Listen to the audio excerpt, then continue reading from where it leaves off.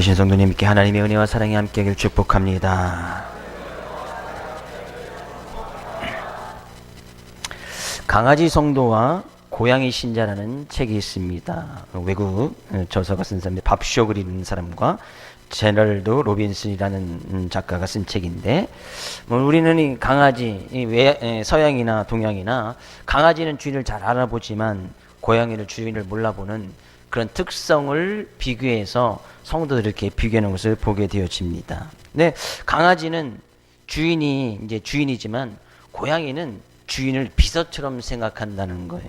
그래서 이 강아지 성도, 고양이 신자, 그래서 이 신자를 이제 하나님 신자를 써서 이렇게 성도를 비교하는 그런 책이 있는데, 저는 강아지나 고양이를 집안에서 길러본 적이 없습니다. 물론 강아지는 이제 어릴 때 집 밖에서 이제 길러서 좀 정이 들었다가 조금 이제 헤어지는 그런 모습이 있었는데, 아직까지는 저는 이렇게 이 애완견을 집안에서 기르는 것을 썩 좋아하는 편은 아닙니다. 이렇게 털이라든지 그런 특유의 냄새가 좀 있어서 좀 기르시는 분들은, 저기 성도님 기르신 분들이 없죠? 있으신가 모르겠네.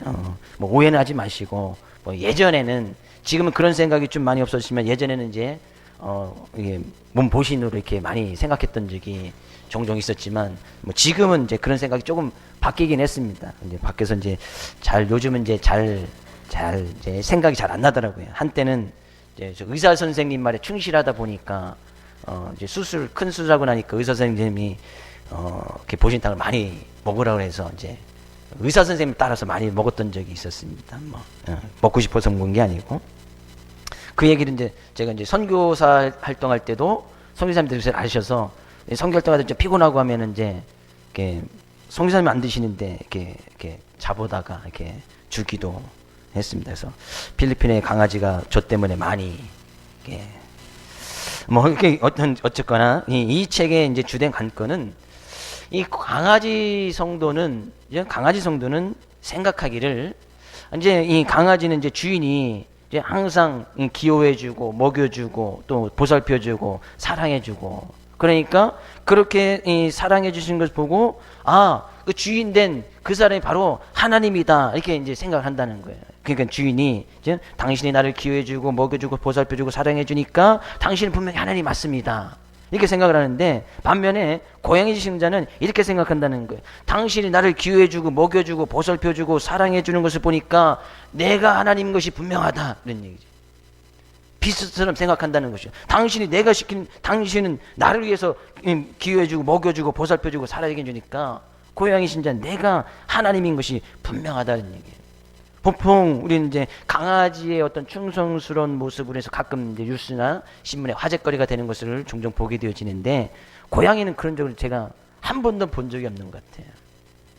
그래서 강아지 성도는 늘 그렇게 하나님이 보살펴주고 먹여주고 입혀주고 사랑해주니까 늘 그 하나님 앞에 감사하고 전적인 하나님의 은혜를 찬양하고 나가지만, 고양이 신자는 내가 당연히 받을 것을 받으니까 내가 이렇게 열심히 하는 것도, 충성을 하는 것도, 주님께 봉사하고 헌신하는 것도 그냥 당연하게 생각을 하고, 그렇게 하나님께서 자기를 먹여주고 입혀주는 것을 당연하게 생각한다는 거예요. 그러니까 자기가 헌신하고 봉사하고 기도하는 것은 그냥 당연히 해야 될 일에 대해서, 받은 것에 대해서 그냥 이 보답 정도로만 생각을 한다는 거죠.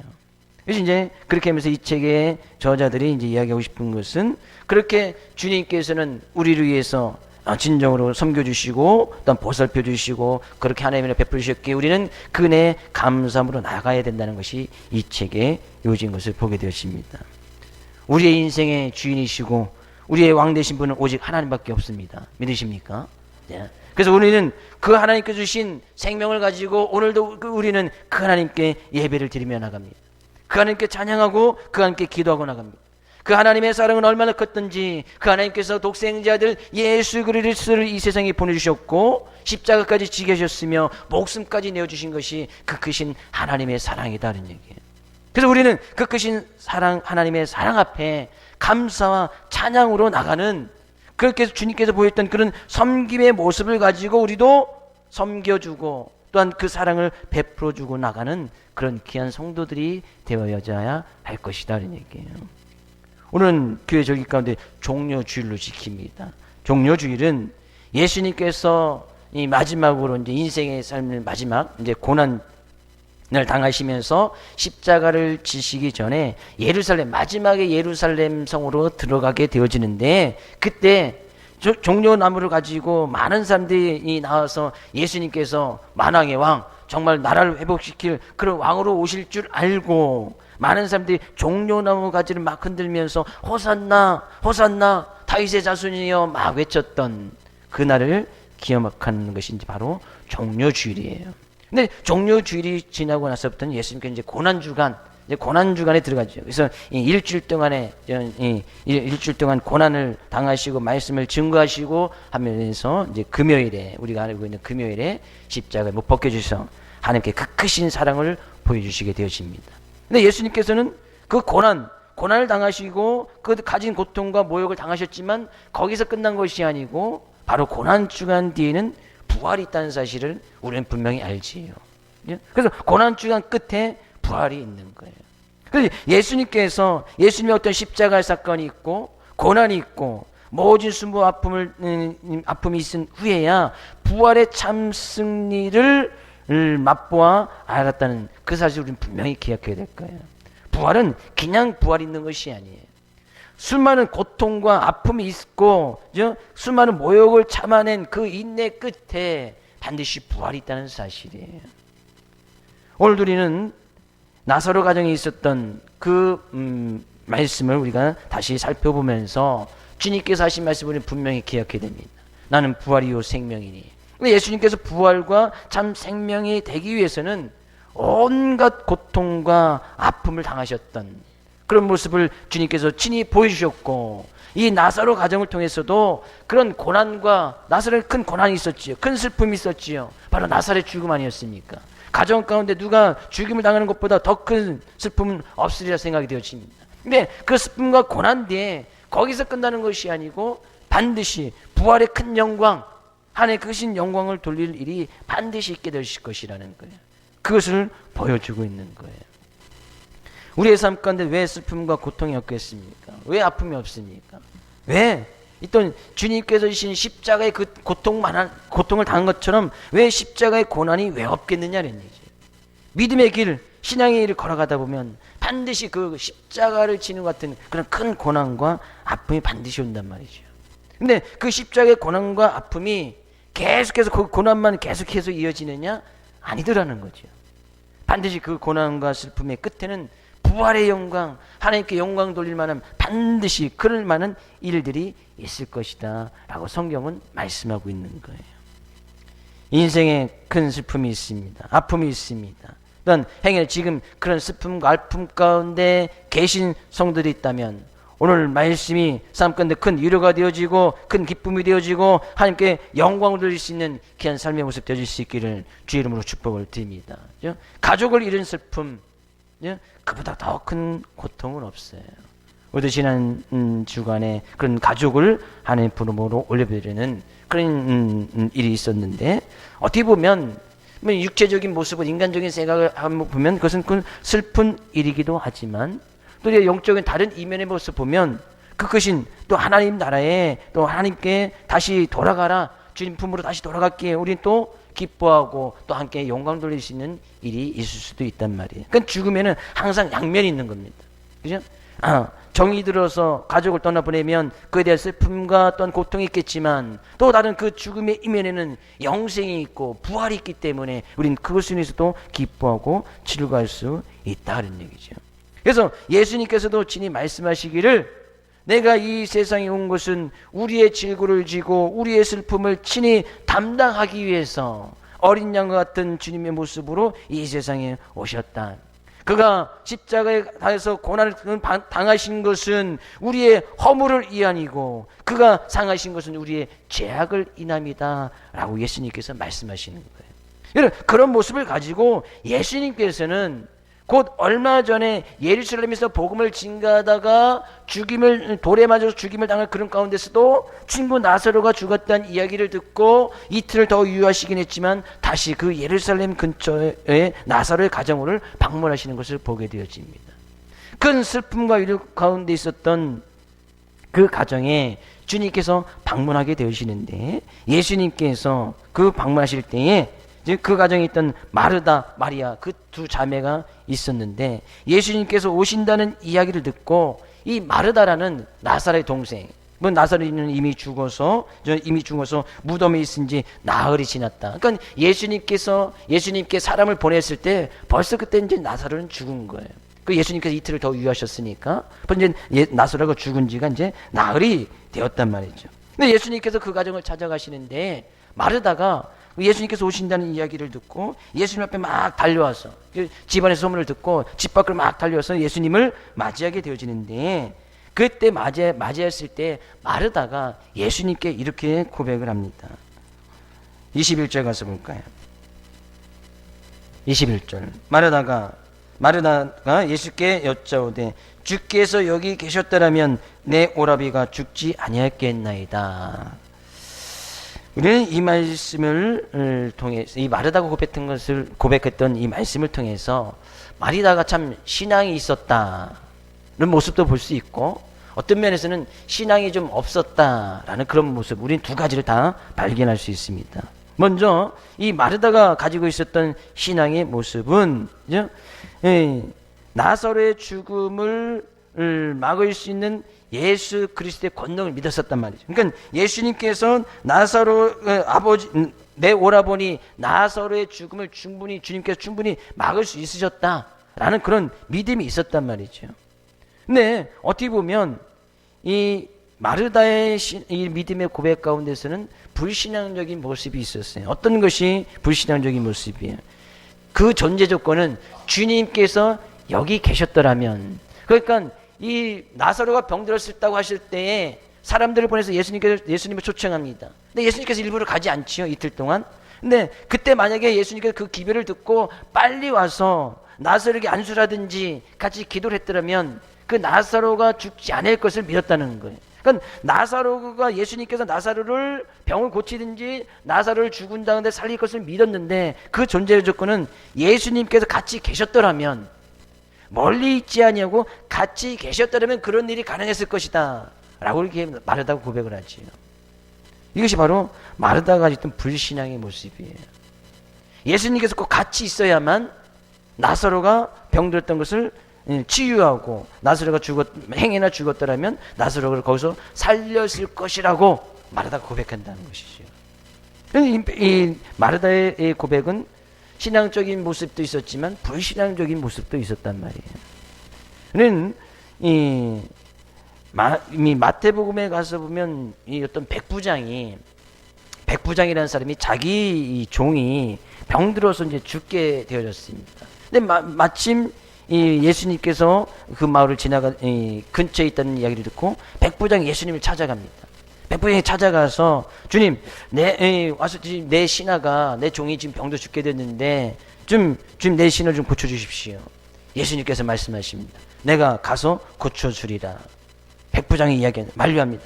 주님, 주여, 주님께서 우리 집에, 내 집에 들어오는 것을 저는 감당하지 못하겠습니다. 저도 수많은 종이 있어서 그들보다 오라 하면 오고 가라고 하면 가는데, 주님, 다만 말씀으로만 하옵소서. 백부장이 그렇게 고백을 합니다. 그랬더니만 이 예수님께서 그 백부장의 믿음을 보시고, 야, 정말 이스라엘 중에 아무에게도 이만한 믿음을 보지 못하였다. 백부장은 거리가 있든지 없든지 간에 주님께서 그냥 이곳에서 말씀만 하시면 자기 집에 있는 종이 나을 것을 믿었단 말이에요. 이것이 백부장이 보였던 믿음이에요. 그러니까 예수님께서는 그 믿음을 칭찬하시는 거예요. 근데 이 지금 마리다의 고백은 예수님께서 먼 데 있으면 못 고치고 가까이 자기 집에 있어서 나사로가 죽었을 때, 병들었을 때 그 머리에 손을 얹고 안수했을 때만 이 나사로의 병이 고침을 받을 것이라고 생각했단 말이에요. 믿음이 좋은 것 같지만 믿음이 또한 없는 모습을 보게 되죠. 주님은 무엇이든지 하시고자 하는 것은 다 하실 수 있는 모든 능력과 권세를 가지신 분이 바로 우리가 믿는 그런 주님입니다. 믿으십니까? 그 주님은 공간과 시간을 초월해서 무소부재, 공간과 시간을 초월해서 모든 능력을 보여주시고 모든 주님께 함께 하시는 주님이 바로 우리가 믿는 그런 주님이다. 그런 주님께서 가장 큰 능력을 우리에게 보여주셨는데 가장 큰 능력은 바로 십자가상에서 보여주신 것이 가장 큰 주님의 능력이었어요. 하나님의 가장 큰 사랑, 십자가의 놀라운 사랑을 주님께서 십자가의 상에서 보여주셨단 말이에요. 그래서 예수님께서는 마리다에게 그렇게 이야기를 합니다. 그죠? 네, 이렇게 이야기를 합니다. 22절 가서 볼까요?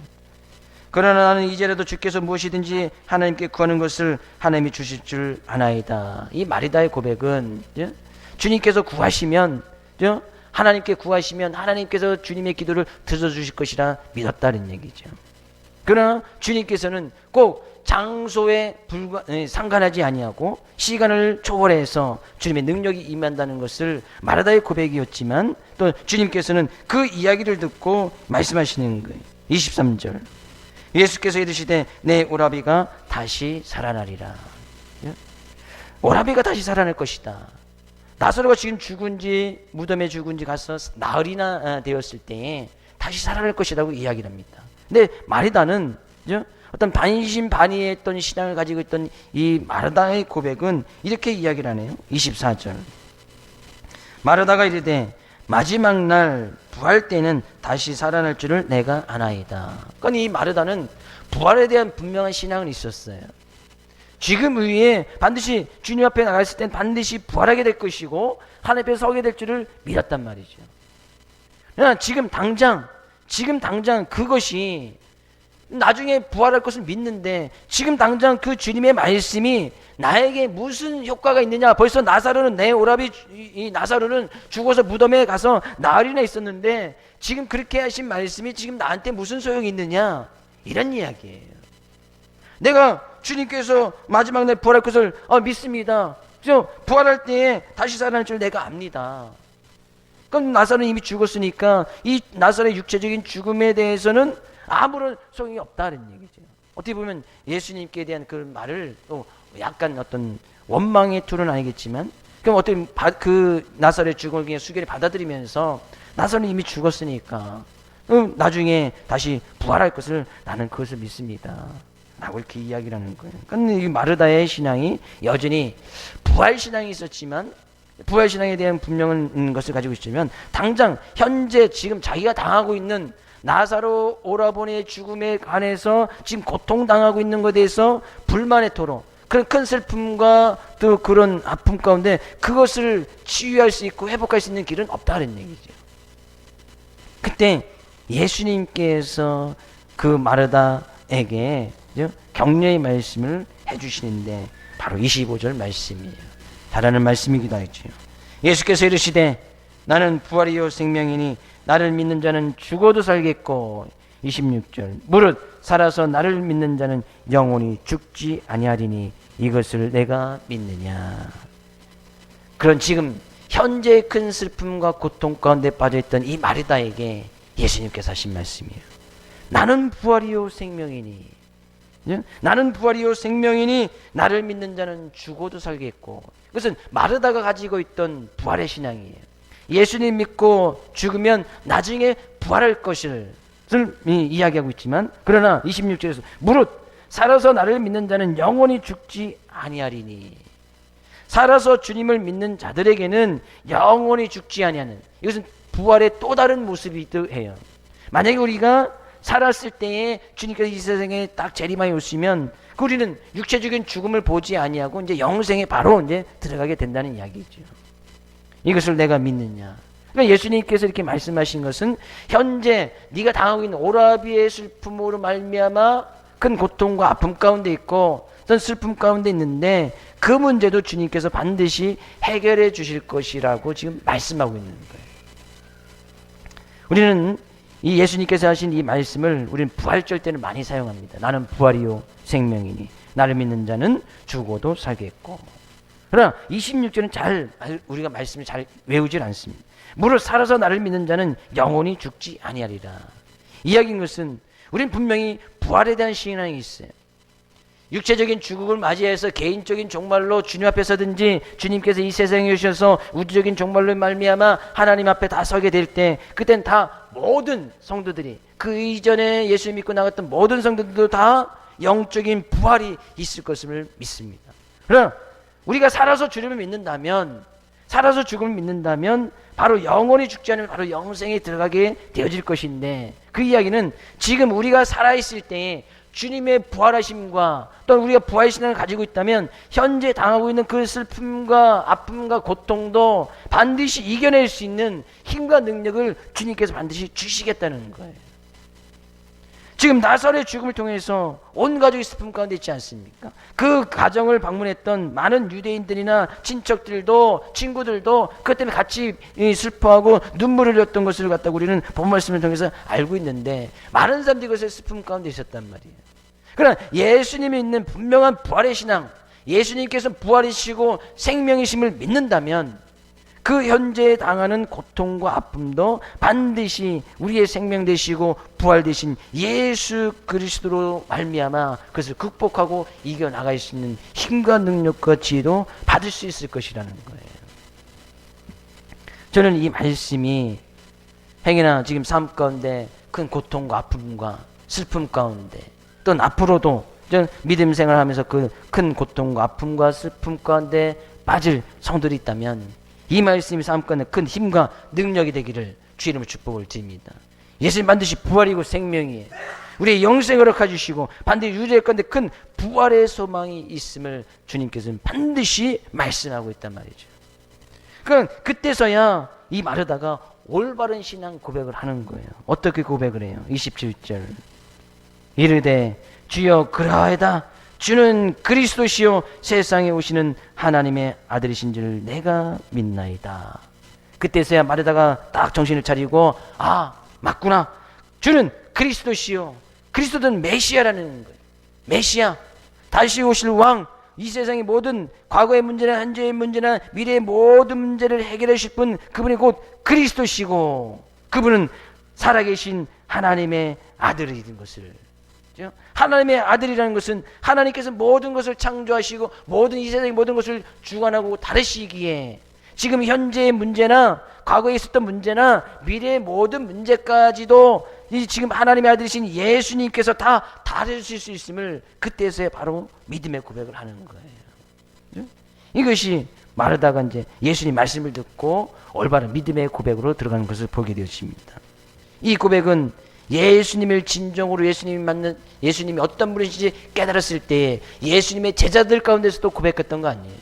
주는 그리스도시요 살아계신 하나님의 아들이십니다. 예수님의 제자였던 베드로의 고백이잖아요.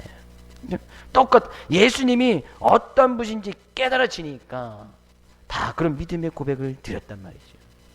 현재 문제뿐만 아니라 미래의 모든 문제까지도 우리의 제3의 문제뿐만 아니라 영생을 위한 천국의 문제까지도 해결해 주시는 분이 바로 예수 그리스도이신 것을 믿고 고백했다는 얘기죠. 우리는 그 영생이 부활이요 생명 영원한 생명을 가지고 계신 분이 예수 그리스도이기에 그 예수 그리스도를 믿으면 우리에게도 그런 생명이 들어오고 영생의 삶을 살아갈 수 있게 되어지는 거예요. 그래서 우리는 예수님을 믿는 그 믿음의 순간, 믿음의 고백을 드리는 그 순간부터 영생을 살아가는 거예요. 왜? 영생 대신 예수님이 우리 안에 있기 때문에.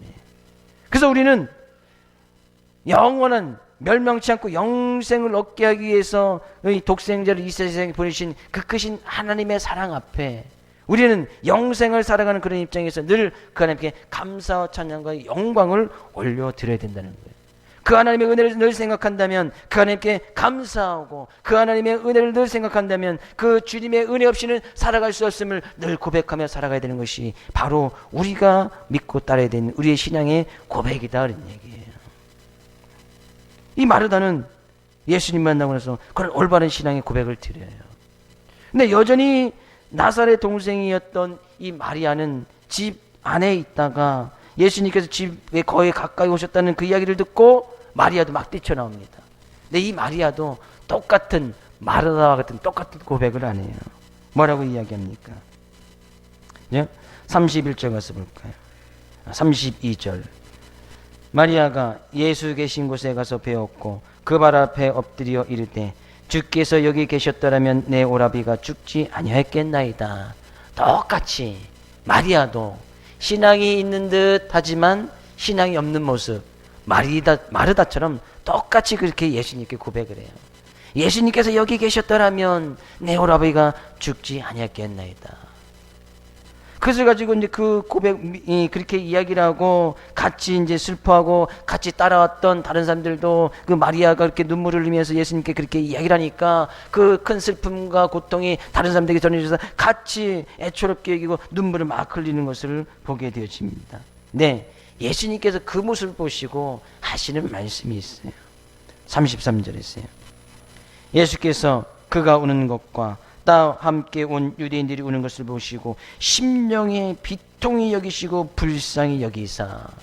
심령의 비통히 여겼다니, 마음이 찢어지는 것 같이 아팠다는 거예요. 예수님께서 마리아가 고백했던, 주님께서 여기 계셨더라면 내 오라비가 죽지 아니했겠나이다, 예, 그렇게 이야기했던 그 이야기를 듣고 심령이 비통히 여겼다는 거예요. 마음이 찢어질 듯이 아팠다는 거예요. 왜요? 예수님께 대한 올바른 믿음이 없는 그런 모습. 나중에 부활할 것을 안다면 지금 현재 당하고 있는 그 고통과 문제도 해결할지, 그 예수님께 대한 올바른 믿음이 없었던, 믿음이 연약했던 이 마리아의 모습을 보고 심령이 비통이겠다는 거예요. 너무나 마음이 아팠다는 거예요. 그리고 오히려 또 불쌍해, 그 믿음이 없는 그 모습을 보고 또 불쌍히 여기신 거예요.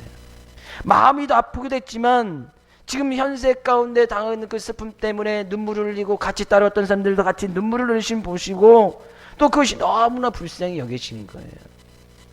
예수님이 어떤 분인지 분명히 알게 되어졌을 때에 마르다는 예수님의 말씀을 듣고 주는 그리스도 세상에 오시는 하나님의 아들인 것을 내가 믿습니다, 올바른 믿음의 고백이 있었지만 예수님을 제대로 알지 못했던 이 마리아도 여전히 불신하는, 그죠? 반신반의하는 그 믿음의 고백을 드렸을 때 마리아가, 예수님이 너무나 마음이 아팠다는 얘기예요.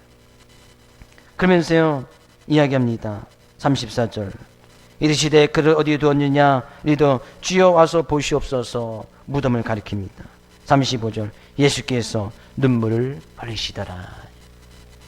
왜 예수님께서 눈물을 흘리셨습니까? 마음이 정말 아파서 예수님께서 눈물을 흘렸다는 거예요.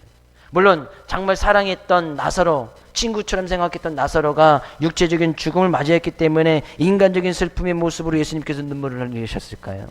물론 그렇게도 생각할 수 있을 것 같아요.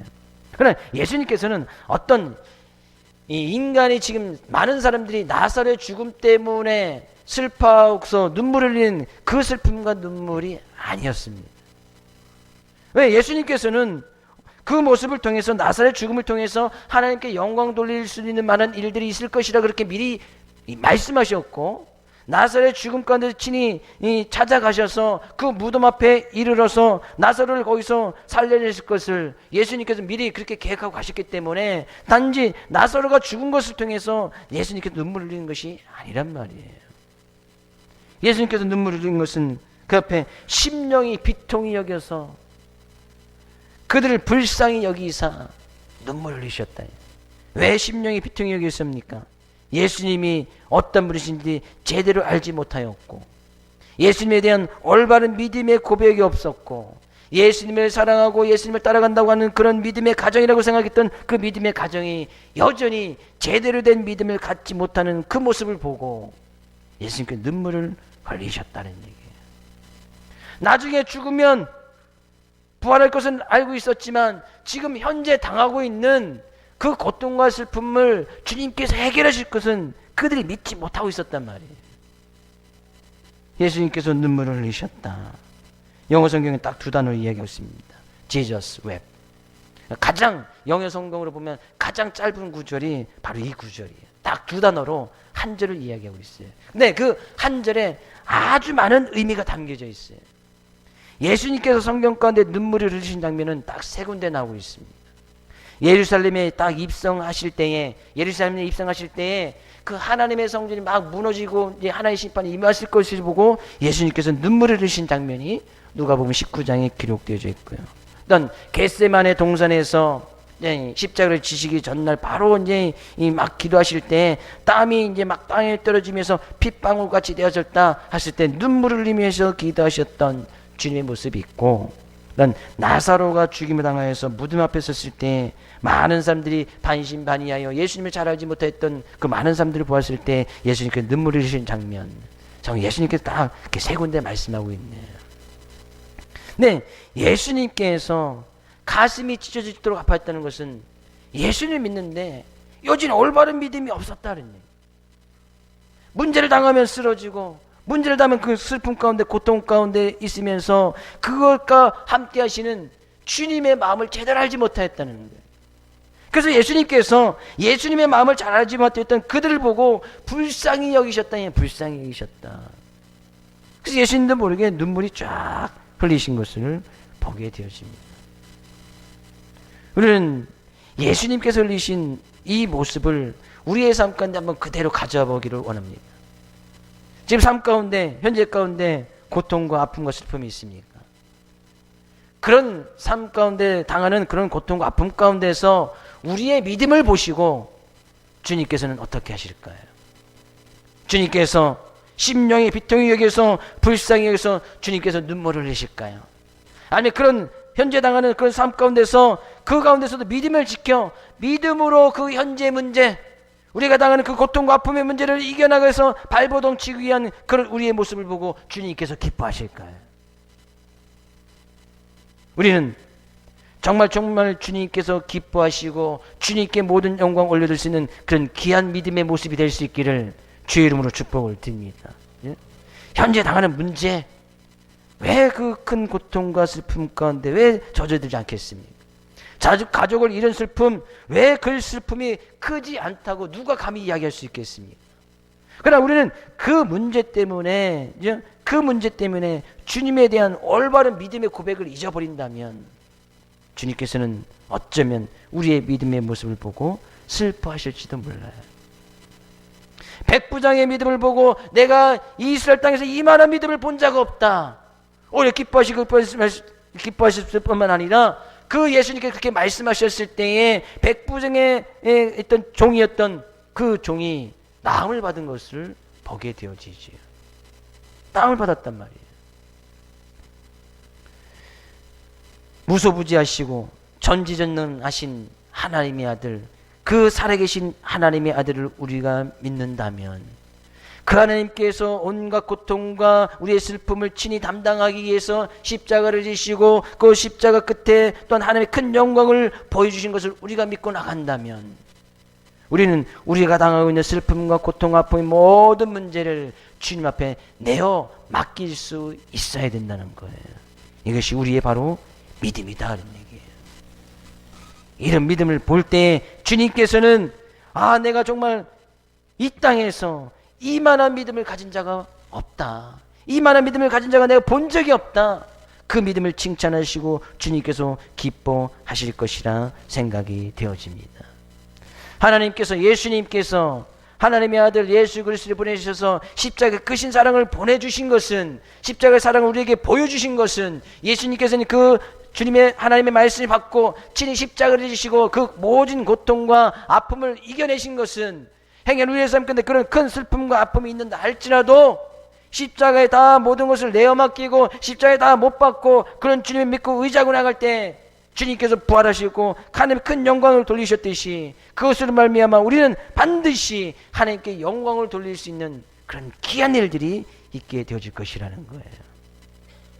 그리고 우리는 그런 주님의 고난에 동참할 수 있어야 되고 그 주님께 모든 것을 내어 맡기는 믿음의 고백이 반드시 있어야 된다는 거예요.